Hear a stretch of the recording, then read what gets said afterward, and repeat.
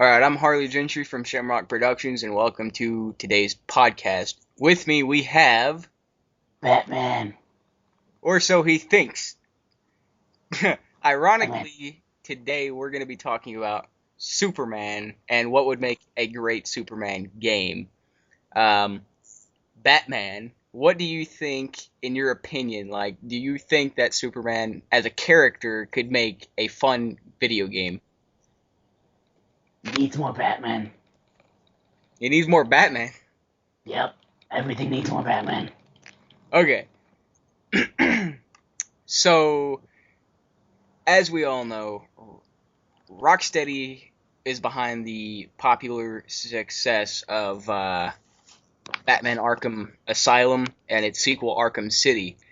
They had no part in Arkham Origins, which was done by WB Montreal, and the game Arkham Origins actually has no underlying story arc that is relevant to the storyline of the Arkham or Asylum and Arkham City.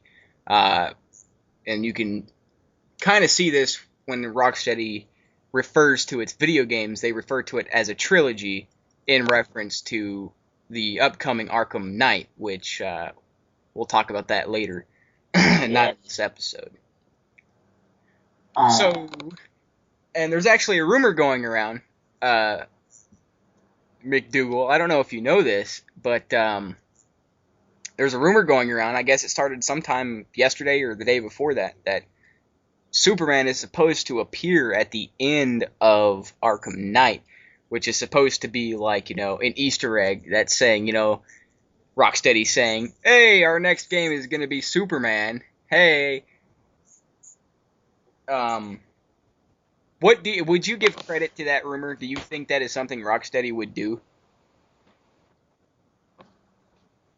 Well, me personally, yes, I think they would do it, but being Batman and all, and knowing Superman's gonna turn evil one day, I just face palm thinking about it.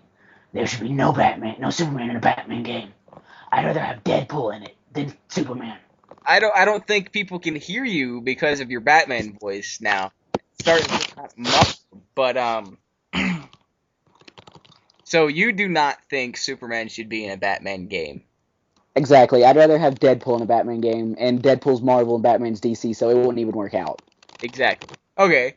Um, so even as like a hint to a future game, you don't think it would storyline wise make sense in Arkham Knight? Exactly. I could kind of see that. I mean, Superman's a pretty bright character. And the Arkham or series has been, I mean, popularly a dark series. Always. In tone. Okay, so getting to what would make a good Superman game, I've actually written down here in Microsoft Word a how just one thing pretty much because I didn't think I would remember it. And it was pretty much that I think although the game itself should not focus on an origin story, it should definitely start with an origin story. That is the key component to a successful Superman game, if you ask me. So I'll read it to you, McDougal, and you tell me how you think that it would work. Okay. So, um, Superman needs an origin story in a game. Basically, because, I mean, it would be amazing playing the perspective of his father in that time. So I think the game should start on Krypton, and, how this works is completely up to Rocksteady, obviously, but this is kind of what came out of my mind as I was writing this, and it was pretty much that it should start on Krypton. Maybe you're in your house as Jor-El or whatever, and there's a couple of things that you need to do, and one of those things would be to, go to the council, and they send you on a scientific journey to the core of Krypton. And this is all completely playable. Everything that I'm going to read you is completely playable until I say otherwise. And pretty much once you get to the core, basically by flying or walking, not flying like Superman flying, they don't have powers on Krypton, but like on a vehicle or something. And when you get there are a few interactions you need to do that kind of coalesce into your research on the core. And then after you gather that data, based on it, you find out that the core is unstable. So you immediately rush back to the council and deliver your research, and then, obviously they dismiss it as a malfunction of the equipment, and we can base this on the fear, or the what do you call it? When people take advantage of something, like we take advantage of the Earth, we would never, imagine it blowing up. We like to daydream about it, and we like to fantasize about it, and we make movies about it, but we would never, if somebody was to come up and say the world's going to blow up tomorrow, and this happens all the time, we never give them credit for it. So there's no reason to assume that it wouldn't happen on Krypton, like people on the street corner, the end is nigh, and like everyone's like, you're crazy. So, they dismiss it, and as a malfunction of the equipment, and then a ton of other things happen in this time, and these eventually we get to the point where Krypton's destruction is upon them, and at this point, shit's like falling and things are blowing up, and like things are coming out of the ground, and lava and like stuff is boiling up, and your mission at this point would be to run through this destruction, taking Laura, Jor-El's wife, and the newborn son, Kal-El, through the destruction and the chaos. People are running and screaming, and stuff is falling, and you have to keep them alive, and you have to get them back to the house, and pretty much you have to put Kal-El into the escape pod. But when you initiate the launch process, it should malfunction, because that happens a lot on Krypton, apparently. And when it malfunctions, you need to go, I guess, what you would call a central battery of the computer, or like the main, I guess, processor. And we'll say that that's located under your house. So you go under there. You have to walk. Like, I don't want any loading screens. It should all just be in the game seamlessly. You have to walk to this, and you have to reactivate it with some mini game. And when you reactivate it, it sends out this beacon. Boom, it's reactivated. But now Krypton's armies get like notified of this, and of course they're going to be furious. They don't want anybody leaving the planet while this is happening. They just think it's some really bad earthquake or something along those lines. So they arrive pretty quickly, and you have to fight them to get back to the launch pad from where this processor is. And I think the combat, playing as Jor-El, a military-trained person who has no superpowers, I think this should work like Batman Arkham City's free-flow combat, where you can counter and punch and things like that, while everything's, while the fighting and everything is going on, a computer speaking through the intercoms that are throughout the house is counting down to the destruction. And then Jor-El, after defeating the soldiers, gets back to the launch pad and finds Laura held captive by a soldier. Personally, I would prefer this not to be Zod, but I mean, I'd be okay with it. I just think Zod's been kind of overdone, and a lot of people will get confused by that. I mean overdone because he was the main villain in Superman 2 and Man of Steel, and those are movies, not games, so, I understand. Zod would make the most sense, or Brainiac, but I think Brainiac is a little too much at this point. He should show up later. I don't think he should have, like, a physical presence. So, let's just assume that it's Zod. So, after some talking between Jor-El and Zod, Jor-El's like, don't do it, Zod, this is madness, whatever. And Jor-El's refusing to shut down the launch, and Zod's like, you need to shut this down. Anyway, Zod shoots and kills Laura, which I think would be so dramatic. Like, nobody would see that coming, I don't think. And she's dead. And then, like, there should be an epic hand-to-hand combat, Jor-El versus Zod, and Jor-El slams Zod's head into a computer console at the end of the fight, which launches the spacecraft, which has Kal-El in it. And then I say here that Jor-El kills the enemy, but now that we're just going to assume it's Zod, let's say that he just knocks him out. And then he rushes over to Laura, takes her in his arms, and looks up as like their son just crashes through the roof. This is where the gameplay ends and the cutscene picks up. The spacecraft crashes through the roof of the home, and it breaks like multiple sound barriers as it reaches the atmosphere. Soldiers are attempting to shoot it down in like their aircrafts, and then Jor-El's artificial intelligence, like little robots, scramble from the house, like trying to deflect all of these projectiles from the ship, and sometimes even sacrificing their own bodies in order to do so. I think that would be dramatic as like Kal-El's ship rockets into space, you know.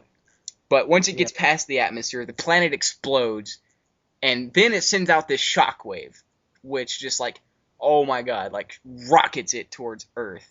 The reason I think the shockwave should do that, because what never made sense to me was it's never been shown or described, to my knowledge, that Kal-El's spacecraft like travels at light speed. It just kind of, goes through space, and presumably Krypton's a few light years away from Earth, which in turn would mean Kal-El's already like died 3 times over by the time he gets to Earth, like logically. So I think this shockwave should be immensely powerful enough to just like rocket his ship so fast that it gets to Earth as he's still a baby. Or maybe there's some kind of a light speed thing, whatever. But that should definitely be addressed. That way he does arrive as a baby or as like a 6-year-old, something like that. No older than 6. So the shockwave just gives him an extra boost, sends him flying towards Earth at an accelerated speed, and knocking out the craft's landing gear. Because I think it should be important that it shows that the landing gear gets knocked out, because almost all the time that like Kal-El's ship comes to Earth, it never lands. It crashes. It never lands. And I like the crashing better than the landing. I think the landing would just take so much away, and the crashing is how the boom of it is what kind of alerts Martha and Jonathan, hey, something just happened, and that's why they go investigate and they find Kal-El. So I think it should crash. That's definitely a big thing that should happen. But in order to explain why it crashes and why, this technologically advanced civilization could not figure out how to get this thing to land safely with their baby on it, I think that it should be that they did figure it out, but when the planet exploded, it kind of like broke that. Like it doesn't work anymore. So then it crashes and explosion. Yeah. Yeah, and then like boom, and then Jonathan and Martha are like, "Oh my God, what is that?" So like, what do you think? Do you think, as far as the game starting, do you think that would work? Yeah. It's just like I said, not real. I don't know if I said it actually, but not a big Superman fan. Superman stuff. So for me, like what I would think is funny, though, like later on in the game, since Superman, Batman both live in the same era, same world, pretty much, just different cities. Yeah. Like, and there's been facts that Superman and Batman have met each other before they know who each other are. Yeah, is. Shut up! I will cut you. But like, if Superman somehow, like, he's older and flying around the world, and somehow runs and like gets to Arkham and somehow meets Batman. That would make sense. Like, I think the Arkham series and the new Superman game that I hope Rocksteady is working on after Arkham Knight, they should take place in the same universe. But they are vastly different characters as far as tone goes. Batman is like this dark and brooding character, and Superman is just kind of like this symbol of hope, and he's always really colorful and blah blah. I think they should go with a darker tone for Superman. People are gonna crucify me for saying that, because every time something dark, this should be dark, it's always in reference to Christopher Nolan's Batman movies, and that's not it at all. I just think these characters should be, it should be believable that they exist within the same universe, and with the contrast between the character, I just don't believe that Superman and his tone could realistically exist within Batman's universe and the tone of that. So I think that Superman should be darker, a little darker than the Man of Steel, because the Man of Steel, it was dark. It wasn't really dark. It was just gritty. Batman, to me, he's dark, and gritty kind of comes with dark, but not always. So Man of Steel to me was kind of a gritty take on it, not necessarily dark. So the character should be not just grittier, but darker, and he should be more realistic. Like, he shouldn't be, oh, I will never take a life, because, yeah, the Arkham series got away with that, and, if Superman can get away with it, if they got away with it with Arkham, then they're gonna have to find a way to get away with it with Superman, with him never killing anybody. Because, in Arkham, if you notice, he, like, when he fights the people, they're always knocked out, and, off topic, one of the things I loved most about the Arkham series was the detail, like when the characters actually breathe in that game, and when you knock them out in like Arkham Asylum and Arkham City, and you look, their stomachs move up and down like they're breathing. They took that out in Arkham Origins. I'm guessing that's because Rocksteady didn't work on it. I was actually more disappointed than I should have been when I realized they don't breathe, like they're dead. So if they could work that in, they definitely should. Just because, like, that was just a small detail, and it was so cool. Yeah. So it should be darker. It should fit in. That way they can exist within the same universe in a believable way.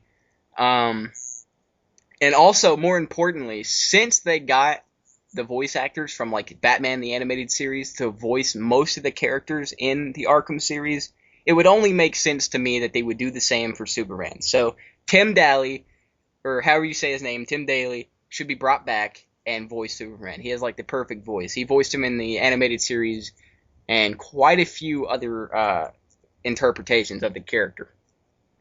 Yeah, well, I think I should play Batman in the new Batman game, but I still haven't heard from Rocksteady yet.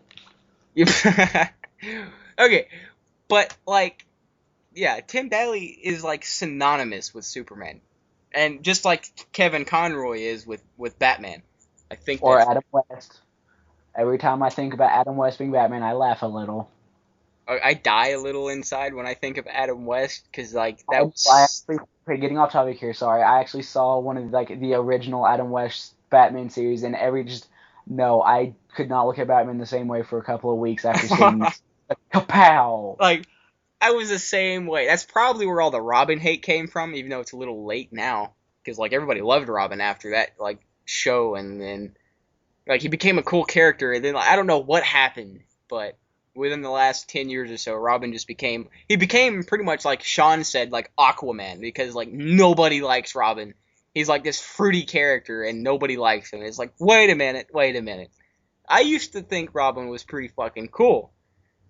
I mean, he turned into Nightwing, and then like somebody else became Robin. But anyway, Exactly. There's a reason. Like if you actually pay attention, then you'll probably understand why Batman takes Robin under his wing, and that's because cough cough cough. Dick Grayson watches his family die. exactly. Like that was off topic. That was like one of the main key reasons that Robin became Robin. I mean, it was Bruce thought he was looking at himself as a child, and he wanted to guide this guy in the right way, so he didn't become like the Joker or something. In that he didn't want that guy to be led down the wrong path, so he adopted him pretty much, turned him into Robin, and led him through a right path. Then again, of course, the first Robin became Nightwing. Of course, then there was another Robin, and then after that another Robin. And Jason Todd, I believe, it didn't matter what Batman did, because Jason Todd turned into like a badass anyway, and he was pretty much like on the scale of Deathstroke, because he became the Red Hood, which was voiced by Supernatural's Jensen Ackles in the animated Batman Under the Red Hood. But back on topic, so Tim Daly should definitely voice Superman, and they should bring back as many of the original animated series voice actors as they can. Lex Luthor should definitely play a prominent role. He should be. He That's should Batman.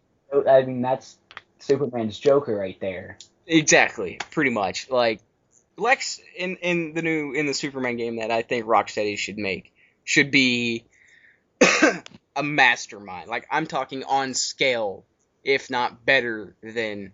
I wouldn't say better. That would kind of alienate Batman, but he should be on scale in intelligence with Batman. Um, and. Dr. Crane. Do what? Dr. Crane. like Scarecrow. Yeah. Lex is like so far above Scarecrow's intellect that it's ridiculous. Well, and don't make me get into Bane. Bane may be buff and big and look like a jock, but he's actually really smart.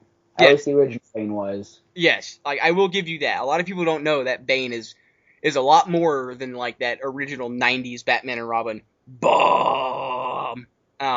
Like the Dark Knight Rises actually portrayed Bane more accurately than he's ever been portrayed on like movies and TV, and Yeah, because even Bane in the Arkham can series. more than just one language, which no one really knows about him.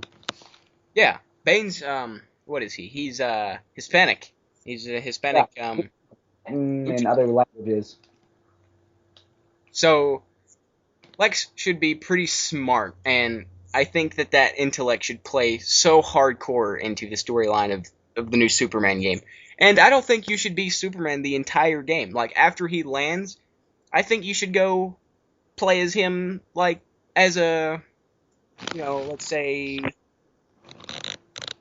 a teenager, like he's 17, and you Yeah, have to like you learn, or maybe it's like through the stages of his life. Like you see him as a baby, he lands and gets adopted, and maybe there's a cutscene that explains like um, how he was as a baby and like as a small kid that lead up to his teenage years, and then in those teenage years you pick up maybe he's 16 or whatever age that you go into high school in, because I don't remember. Um, 15. 15ish, yeah, about 15 or 16, and then like you play out through not his entire school year. I think that'd be a little ludicrous, but like you Like him just first starting to discover, like, oh crap, I'm not like everyone else. I have powers. What's going on here? exactly, um, like maybe one of the missions of him in high school should be, um, Him trying out for the football team and super sprinting someone to the ground. that that would be hilarious, honestly. I think something a little where he's not quite out in the public eye. Because one thing I hated about Smallville was he helped so many people. The TV show Smallville is he helped so many people, and yet when he becomes Superman, like nobody knows who that is. Like really, like he saved you, and when you're about to die, that's not something that like escapes your mind. I mean, you tend to remember every detail about it, and if you get saved from that, you tend to remember that, and you remember Yeah. exactly who it was. You remember his face, everything. It's just human psychology. Like that's just something that plays into your brain.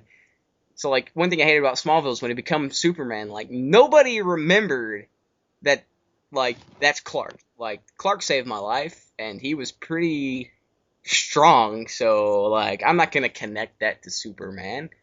But I think it should be a little something more down to believable. I mean like what you said is believable. I mean, if Superman was to play football, something like that would happen, and it did happen in Smallville, and on a couple occasions in his dreams, and he knocked some guy's collarbone. He broke some guy's collarbone because Mister Mixophilic in Smallville tripped him, and he accidentally went forward and like knocked this guy's shoulder and broke it.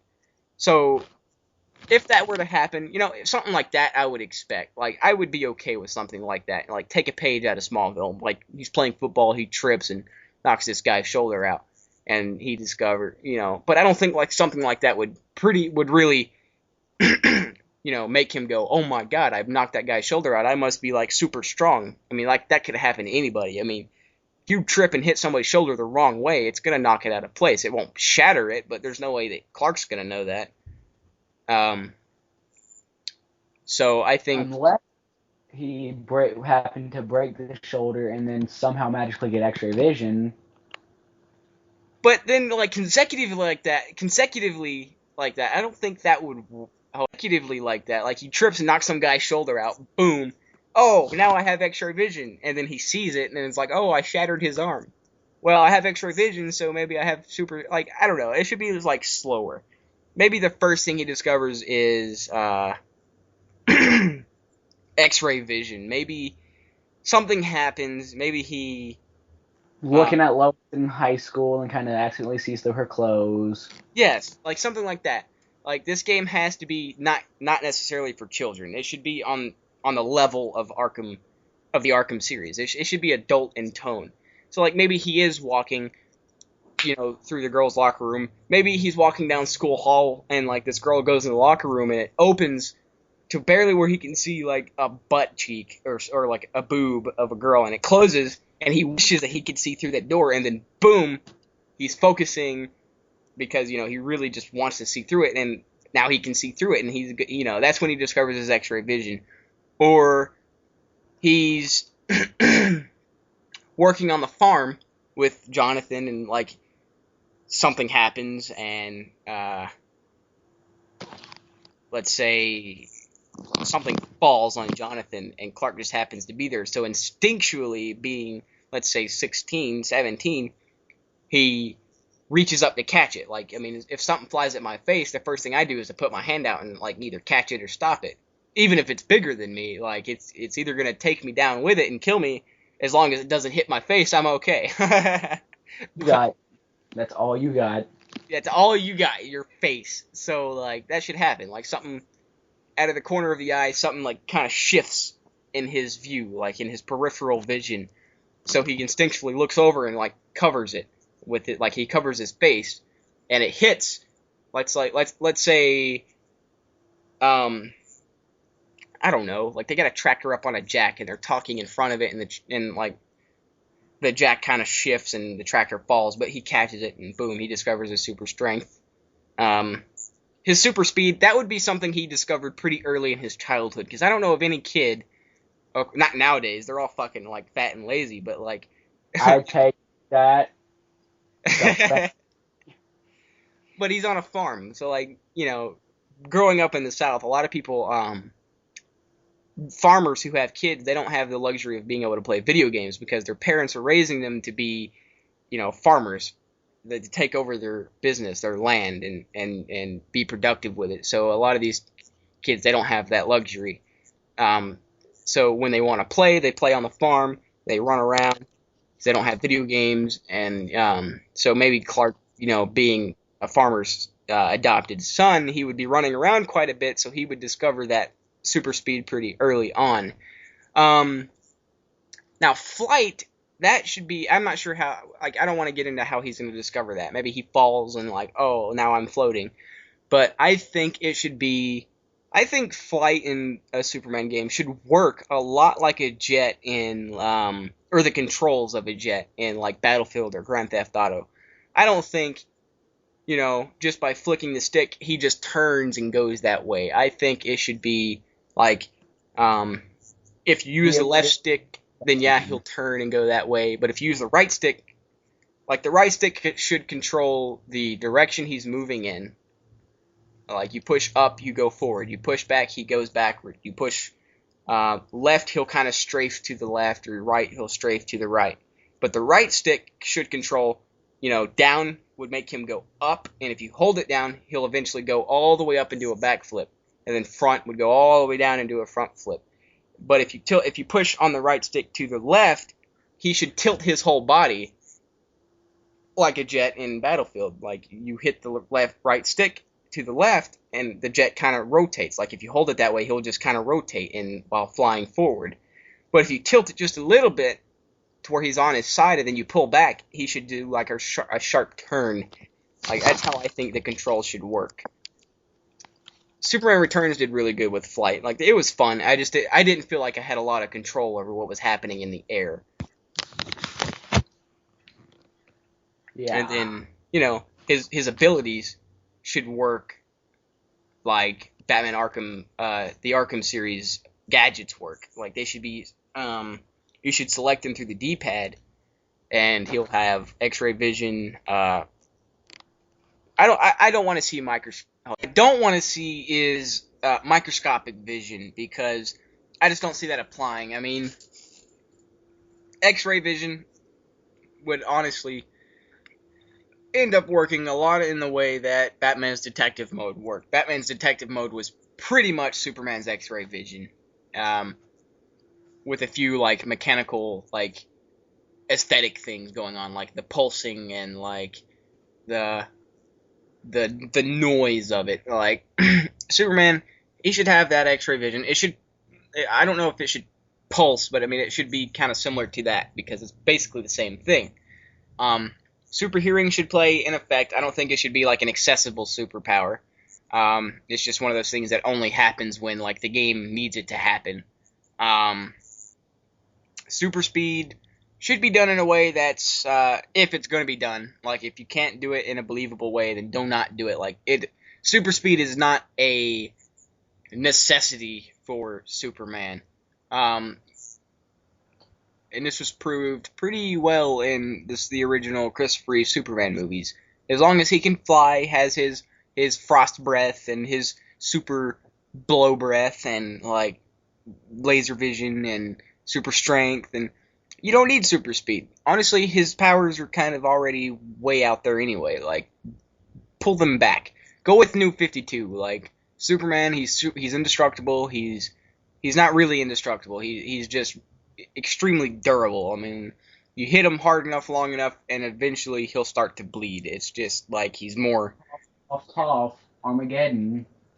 Yeah.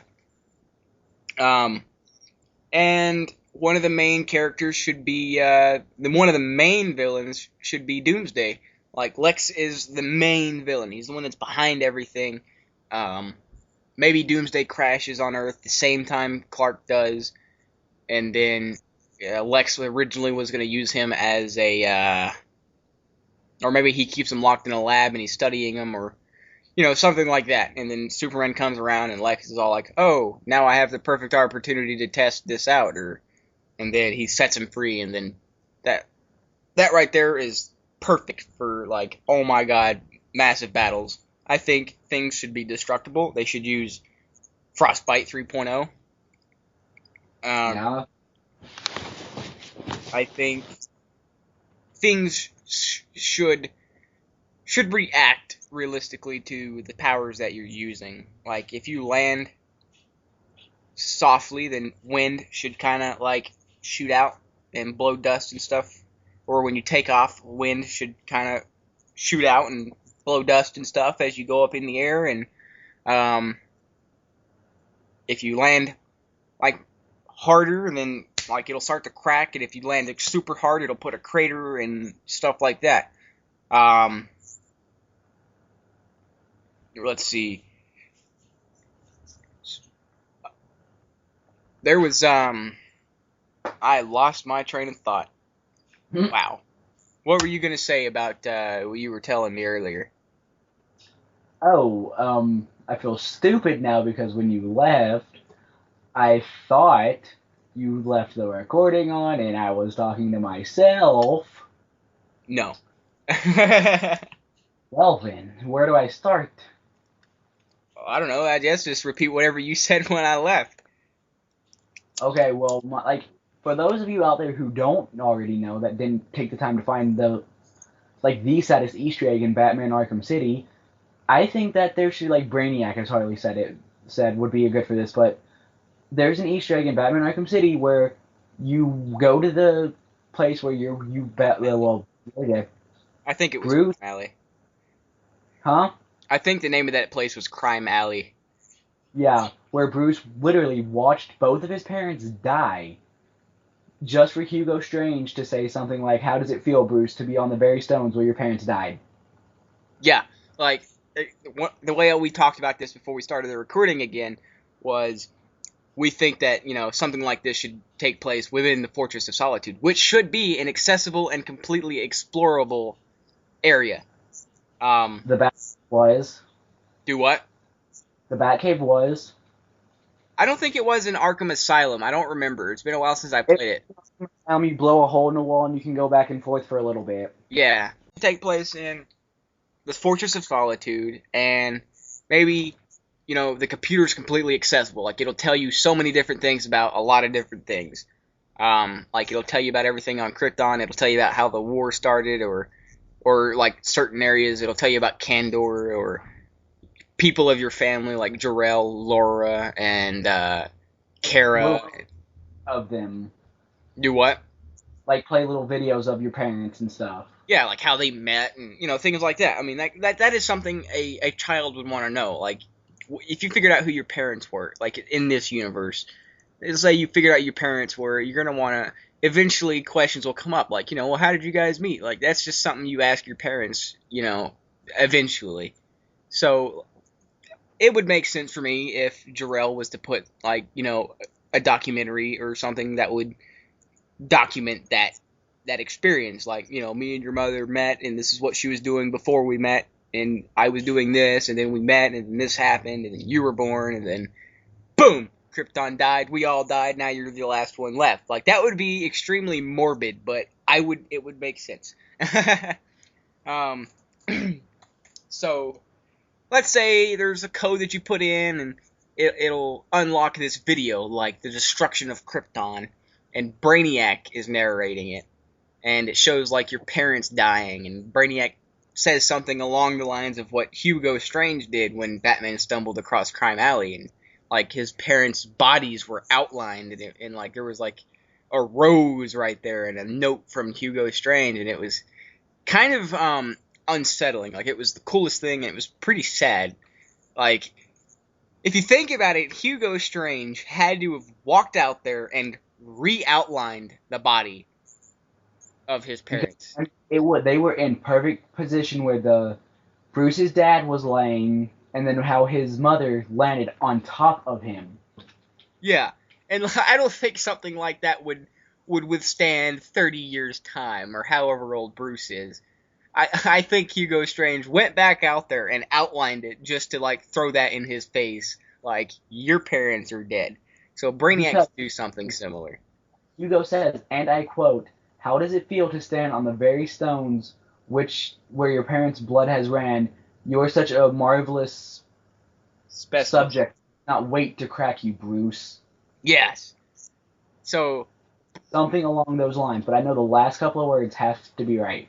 Yes. So Brainiac should be like an amalgamation of the Riddler and Hugo Strange from the Arkham series.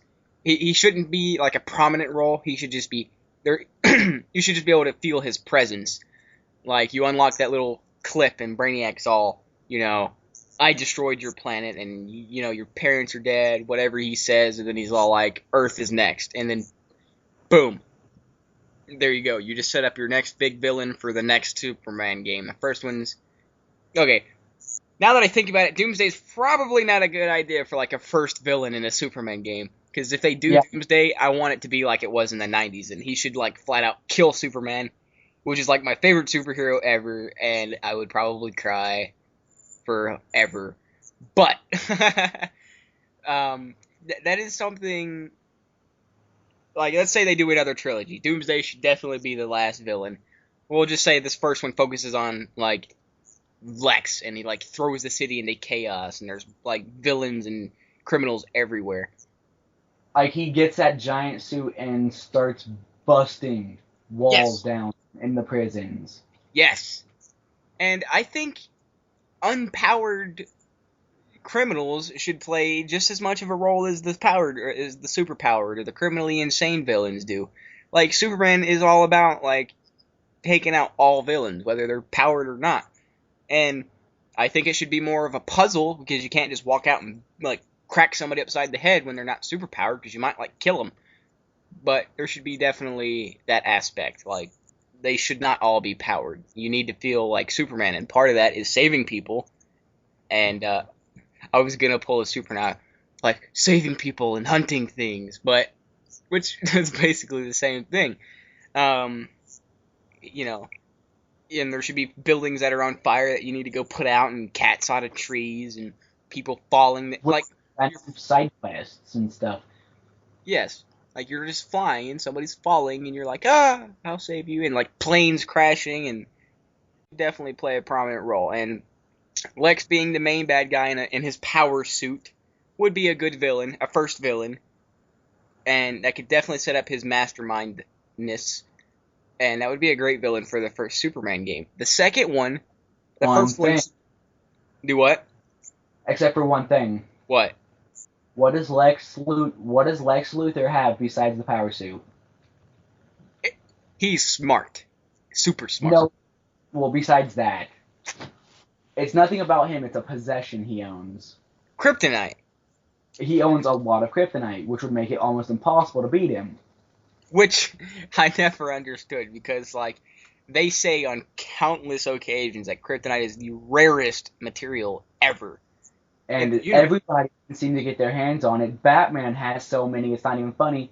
Batman has so many, he has, and I quote, a kryptonite bullet, a kryptonite batsuit, Yes, he and does. probably other things I'm forgetting. And what would be an amazing storyline for this game would be Lex has a kryptonite bullet. Let's say he shoots Superman with this bullet. I don't like that whole Superman is so weak when he's around kryptonite. I think it should just be more like, you know, let's say you walk into a nuclear power plant and you expose yourself to some radiation. It's not going to kill you immediately, but it's going to probably hurt a lot, and you're probably going to get gradually weaker, but you're not going to drop to your knees and like die as soon as you come into contact with it. It affects you over time. So I think a cool mission would be like Lex shoots Superman with this bullet, and like the rest of the mission you're trying to get to, like, let's say this is where Batman comes in. Like, your Batman shows up previously and you know where he is, so like you're holding yourself, like the character Superman, he's holding his side because that's where he got shot, and he's like stumbling, he has no powers, so he's trying to sneak through this like city that's overran by villains, and you have to hide and like sneak past and through, and you have no power. So like the first bullet that hits you, you're dead. Or like if somebody hits you a few times, you're dead. And this is also where the free flow combat could come in. Like, you're hurt, but you're not like down and out. Like, you can still fight back. You just have no superpowers. So, and he's not trained. So I mean that should definitely play into it. So maybe free flow doesn't really play into it at all because Batman's trained. It makes sense. Superman's not. It doesn't. So it should be like a stealth mission, pretty much. He's hurt. He's got to sneak through Metropolis to get to Batman's other Batcave that he has, because apparently he has one under Arkham Asylum and one under the city, or a random lake based off an Arkham Knight. So let's say he has them everywhere, and he's He got does. one. He even admits to it. Yeah. So you got to sneak to Batman, and he performs surgery on you. And boom, there. See, that would Which explain how Batman gets kryptonite. Batman is waiting because he can feel Superman's going to turn evil sometime in the future. Yeah, so like we'll take two birds out with one stone. Lex has kryptonite. He has a pretty good sized rock, and he just cut off a little bit, made a bullet out of it. So he's got more. Shoots Superman with it. Batman performs surgery, takes the bullet out. Now he has a kryptonite bullet, and he keeps it because he doesn't feel that he, like you said, Batman believes anybody and everybody has that potential to be evil, and then it would really suck for him if Superman was to go evil, but now he has kryptonite, so not so much. Trying to think. Like I said, you shouldn't always play Superman. There should be times where you play as Clark Kent. Like maybe there are parts of the city that aren't overrun by villains, and you got to go to the Daily Planet, and you're in your Clark Kent suit and glasses, or maybe you should switch back and forth continuously, like not continuously, but whenever you want. Like, you're Clark Kent, you hit a button, rips off his clothes, he's Superman, and boom. There'd have to be a phone booth nearby. That is so not true.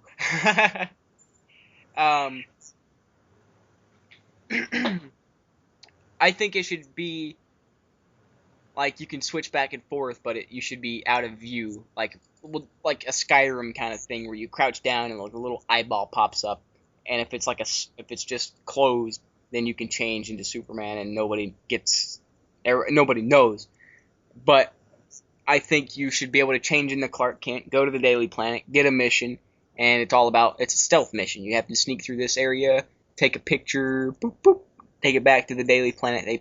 They print their stuff, whatever, And I think Smallville and Metropolis are all in the state of Kansas. This has been said many, many times. So I think Smallville and Metropolis should be one big area. Smallville, has all the key locations, the landmarks, and it's this huge rural area. There's just a lot of farmland, and it gradually, if you go into a specific direction, it'll gradually, there's more buildings, and then more and more and more and more, and then you're in Metropolis. And I think it should all be seamless. They should do it like they're doing Arkham Knight, and like there's no loading screens. You just go wherever you want to go. Everything should be destructible. Quite a few places should have interiors, and it should be all about adventure. And as far as his health bar goes, Superman Returns got that right. They just didn't do it well. Superman should not have a health. Well, okay, if they do it like New 52, he should have a health bar. And that's it. Like, that's all. He should just have a health bar. Superman Returns did good with, Superman was indestructible. Kryptonite would knock him out, but it didn't really make a difference because he couldn't get hurt. So even if Kryptonite did knock him out, it was like, well, I'm back up, then I feel great. But, like, the city had a health bar, and, like, if you didn't take him out fast enough, like, the health bar would go to 0, and then you lose. That was a good idea, just they didn't execute it well, and they should just go off a New 52 and give Superman a health bar. If you don't have a health bar, you're not going to feel anything for your character, because then you just feel like a powerhouse, and you just murk everybody.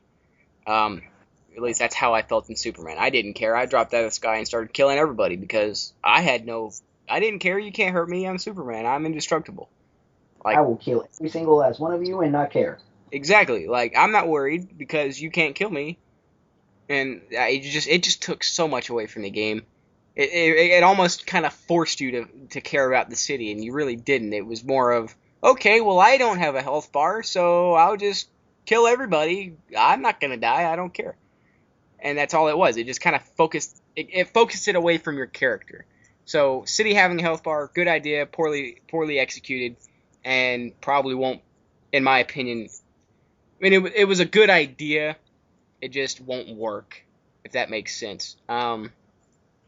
So Superman himself should have a health bar. That way you're not just dropping in and murking everybody with no care in the world.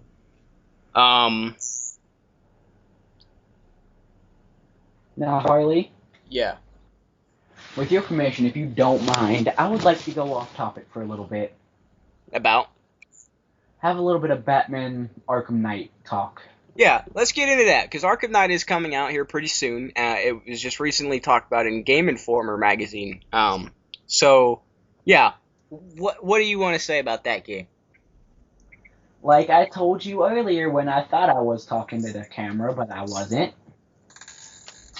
Like, I think the characters should be pretty much classic characters like they used to be, except for the whole fact where Bane is the big, broad luchador that is stupid. No, he should be the Bane that I know, the big, broad luchador Bane that is smart, that can speak so many different languages, it's not funny.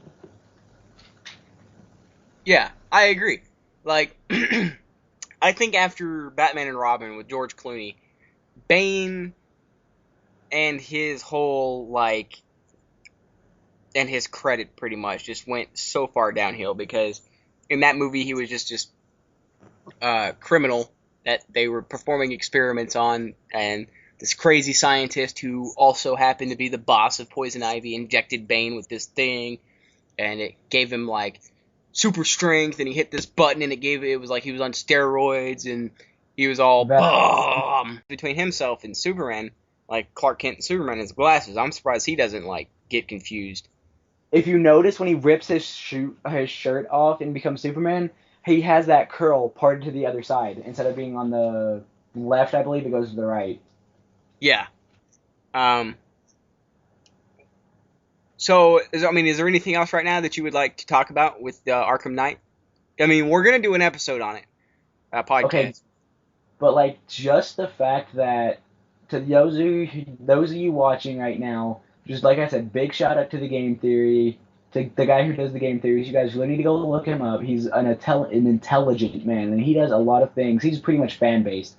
And Harley, if I can find that video, I'll post on Facebook and tag you in it so you can watch it and see what I've been talking about. But I Yeah, feel they're like awesome. Joker should be not the Joker, but the Riddler should be more like what he really is, like smart, like trying to be smarter than Batman and leaving clues that he thinks Batman can't really crack, but Batman does. Yeah, because I remember. I think the Riddler should be a bigger part in Arkham Knight, or in his, than he's been in the past games, because the Riddler, especially in like I forget which one. I think it was like Batman Returns or something, Batman Forever. Um, Yeah, he used to leave those clues, and Riddler actually found out that Batman was Bruce Wayne, and Riddler's the one that blew up the Batcave and the Batmobile, and that was Riddler, not Joker, not Two Face, Riddler. So but like I said, those 3 months, the first 3 months of Bane being in Arkham Asylum, yeah, he started to put two and two together. He was probably thinking in his head, that suit.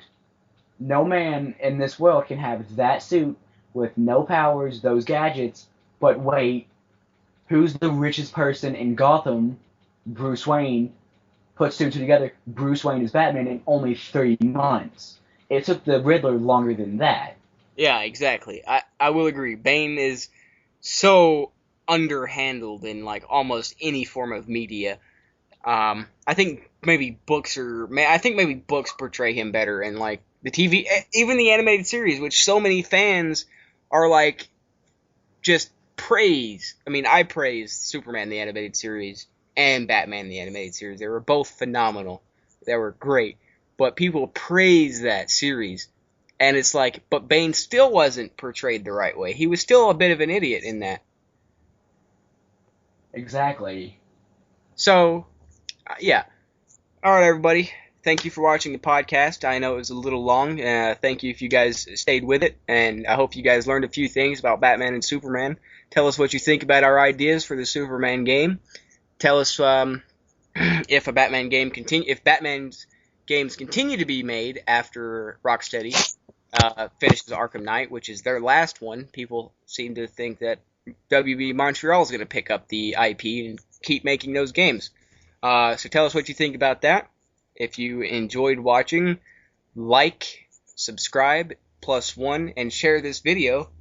And stay tuned for more podcasts. I think our next one will be completely focused on Batman Arkham Knight. And So, for those who enjoy my nice, sweet, slow, sexy voice, sorry about that, kind of had to pour it out of my mind right now. But for those of you who really did enjoy my commentary, don't worry. The next podcast, I'm definitely going to be there if it is Arkham Knight. I have so many things I want to say about that I can't right now.